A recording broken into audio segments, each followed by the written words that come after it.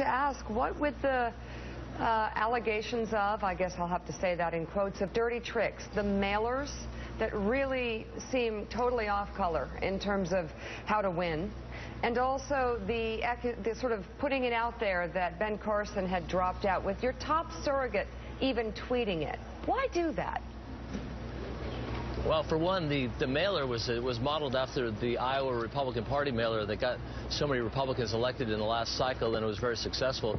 It was one of many tools we used to persuade people. What I like to tell people is 3 days ago I was in an Uber car, and the guy told me that he wasn't going to caucus, and I said, well, if we were going to caucus, who'd you caucus?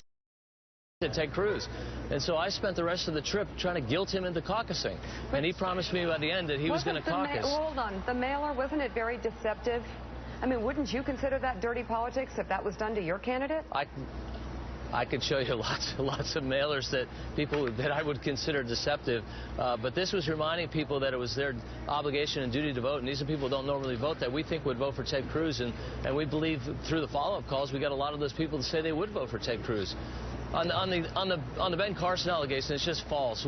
We simply, as a campaign, repeated what Ben Carson had said in his own words. He said after Iowa he was going to go back to Florida for a couple days, and then he was going to go to D.C. to the prayer breakfast. And what that told us was he was not going to New Hampshire. That's not a dirty trick. That was really surprising by a campaign who was once leading in Iowa, saying he's not going to come to New Hampshire. I mean, that's a news item.